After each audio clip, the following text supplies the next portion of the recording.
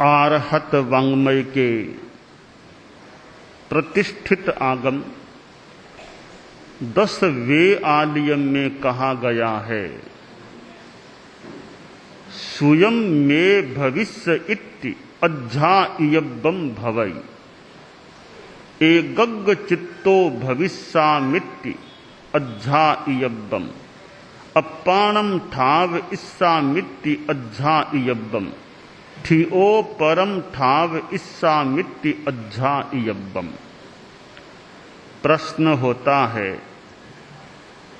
अध्ययन क्यों करना चाहिए और खास करके साधु को अध्ययन क्यों करना चाहिए? कौन सी उसे नौकरी करनी है, कौन सी उन्हें गवर्नमेंट में कोई सर्विस देनी है, कौन सा उसे व्यापार धंधा करना है, उसे क्या जरूरत है अध्ययन की, स्वाध्याय की? ऐसा ही प्रश्न एक शिष्य के दिमाग में पैदा हो गया। छोटा मुनि था और सोचा कि यह अध्ययन करना, याद करना, पढ़ना, इतना श्रम बेकार का क्यों करना चाहिए, आराम से रहना चाहिए। कोई बात पूछनी होगी तो गुरुदेव विराजे हैं, उन्हीं को पूछ लेंगे, मैं क्यों पढ़ने का श्रम करूं।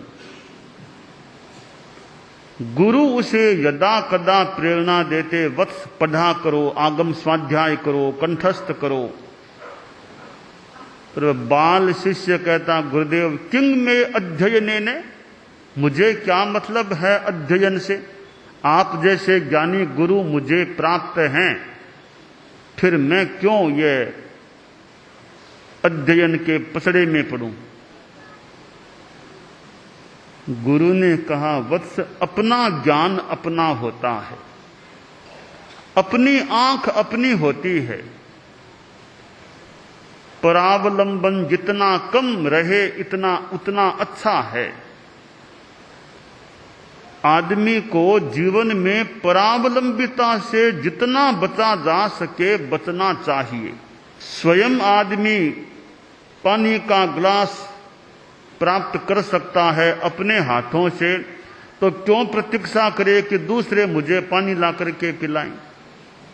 खुद अपने कपड़े धो सकता है तो क्यों प्रतीक्षा करें कि दूसरे मेरे कपड़ा धो देगा? स्वयं जो काम अपना आदमी कर सकता है उसके लिए परावलंबिता क्यों रहनी चाहिए? तो गुरु ने कहा, वत्स ज्ञान में भी स्वावलंबिता जितनी हो सके रखनी चाहिए। अब रही बात कि तुम्हारे सामने गुरु बैठे हैं, मुझे परम पूज्य गुरुदेव तुलसी की स्मृति हो रही है। इसी संदर्भ में एक बार संभवतः पश्चिम रात्रि का समय था, परम पूज्य गुरुदेव विराजमान थे। हम शिष्य लोग गुरुदेव के पास आसीन थे और यदा कदा पश्चिम रात्रि में गुरुदेव के सामने तत्वज्ञान की बात चलती थी, कुछ स्वाध्याय भी हो जाता। तो गुरुदेव ने हम साधुओं को एक शिक्षा दी थी कि साधुओं, तुम लोग तत्वज्ञान का विकास करो। गुरुदेव तुलसी का तत्वज्ञान अच्छा था, अच्छा तत्वज्ञान, प्रखर तत्वज्ञान था। और आचार्य भिक्षु के दर्शन को, सिद्धांत को किस प्रकार वे प्रतिपादित करते थे,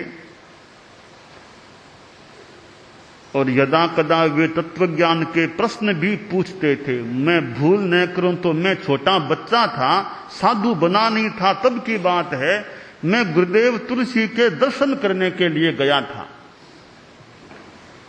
तो गुरुदेव ने मुझे कुछ तत्वज्ञान के प्रश्न पूछे थे। जहां तक मेरी स्मृति, मुझे यह पूछा कि बताओ हाथी में जीव के भेद कितने होते हैं, फिर हथनी में कितने, हाथी की मां में, ऐसे कुछ प्रश्न मुझे तत्वज्ञान के पूछे थे। और संयोग की बात है कि मुझे सोहनलाल जी स्वामी चारवास ने पहले ही इनका उत्तर बता दिया था कि देखो तुम गुरुदेव के पास जाओगे तो गुरुदेव तुम्हें कई प्रश्न पूछ सकते हैं, तो इनका उत्तर यह है।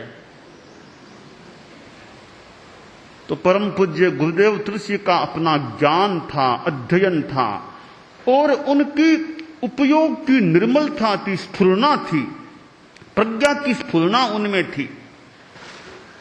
तो गुरुदेव ने हम साधुओं से फरमाया कि देखो तुम लोग तत्वज्ञान का विकास करो। फिर फरमाया देखो हम लोग सदा तुम्हारे सामने बैठे नहीं रहेंगे, अभी तो हैं, सदा तुम्हारे सामने बैठे नहीं रहेंगे, अब तुम लोगों को तैयार होना चाहिए, तत्वज्ञान का विकास करना चाहिए।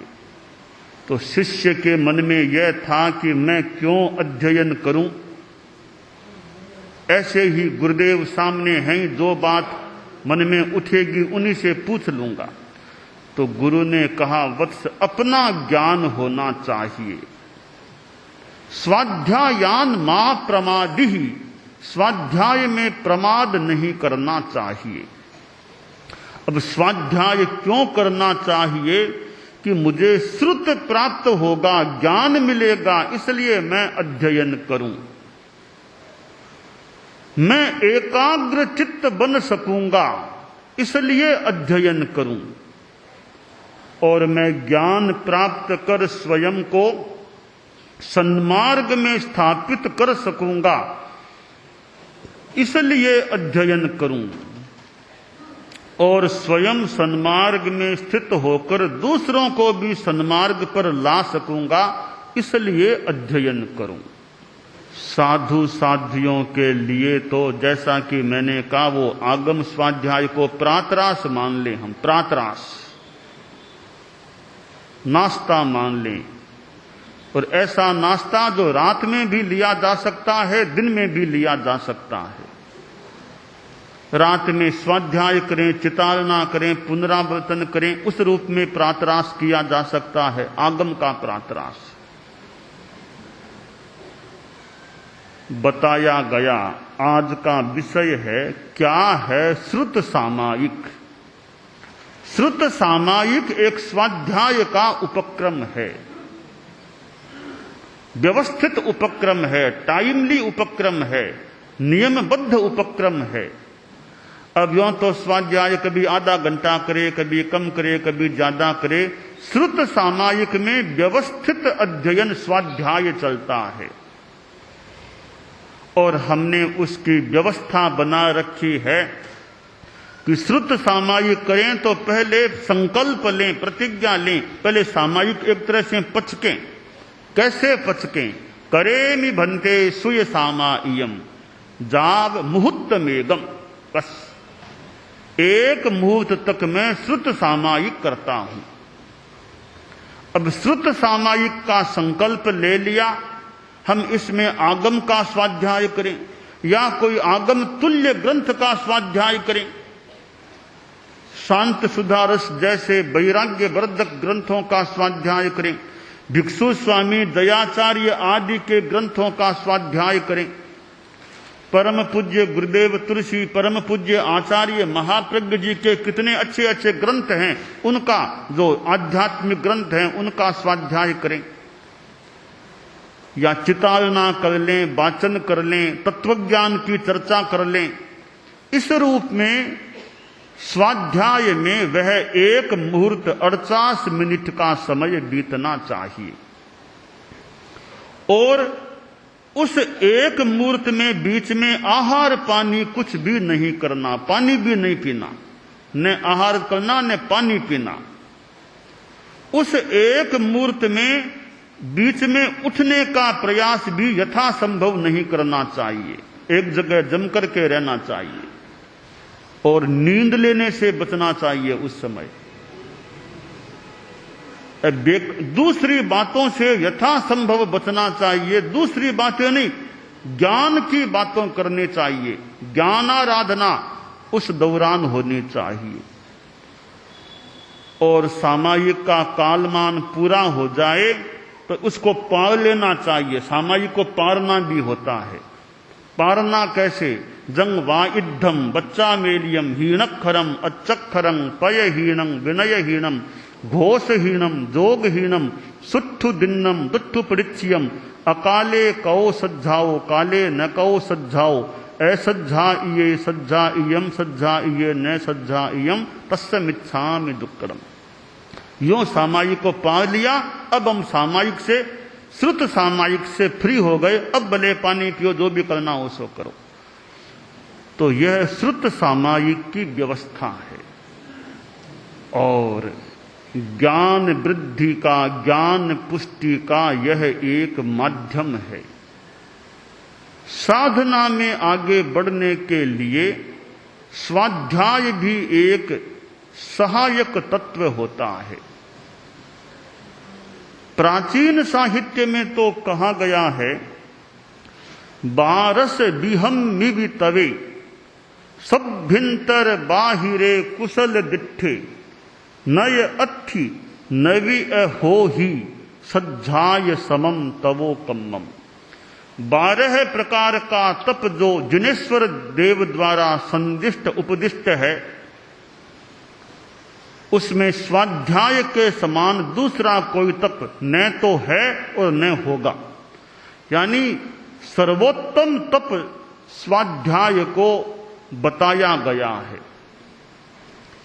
स्वाध्याय से आलोक मिलता है। नानम पयासयरम, ज्ञान प्रकाश करने वाला होता है। ज्ञान बड़ा पवित्र तत्व होता है। और ज्ञान के साथ प्रतिभा का योग हो तो अनुप्रेक्षा चले, चिंतन चले, मनन चले। आचार्य महाप्रज्ञ जी परम पूज्य गुरुदेव हमारे कितना मनन भी करते थे, अनुप्रेक्षा करते थे। इतना आगमों पर लेखन किया है तो कितना उन्होंने प्राप्त किया है, तब ऐसा लेखन हो सकता है। तो हम अनुप्रेक्षा भी करें, समीक्षण करें,